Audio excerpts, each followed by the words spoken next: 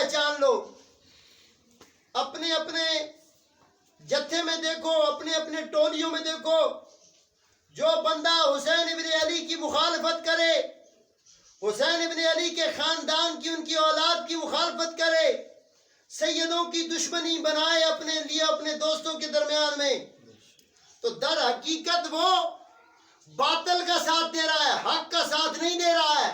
اگر حق کا ساتھ دیتا تو علی کے خاندان کے بارے میں فرمایا، علی کے لیے بتایا کہ الحق مع علی وعلی مع الحق، حق علی کے ساتھ ہے اور علی حق کے ساتھ ہے۔ تو ہمیں علی کا ساتھ کیسے پتہ چلے گا کہ علی کا ساتھ کیسے ہوا؟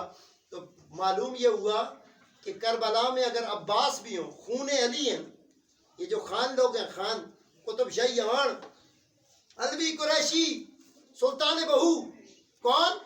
سلطان بہو رحمت اللہ علیہ، وہ بھی سید نہیں ہیں لیکن علی کی اولاد ہیں۔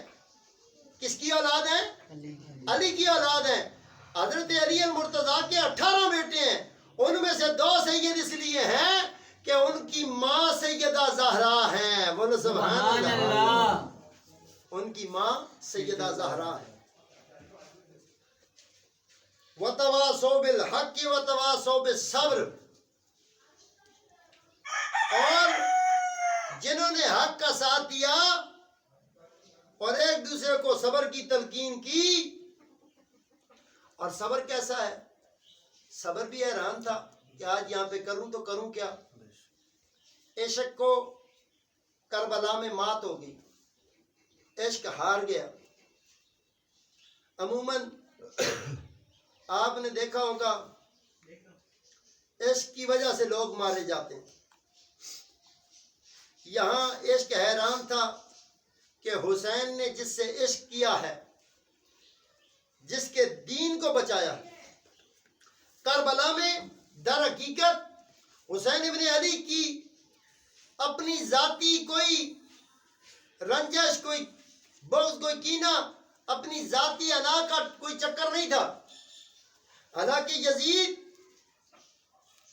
رقبہ بھی دے رہا تھا، پراپرٹی جائیداد بھی دے رہا تھا، اونٹوں کی آفر بھی ہوئی تھی، سرخ اونٹ، 100 سرخ اونٹ، پتہ نہیں کیا کچھ نہ کہا گیا امام حسین علیہ السلام کو۔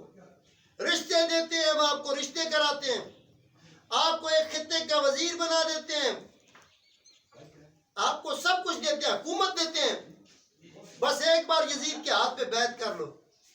تو حسین ابن علی علیہ السلام نے فرمایا سب کچھ ہو سکتا ہے، حسین کبھی باطل کے ہاتھوں پر بک نہیں سکتا، بولو سبحان اللہ۔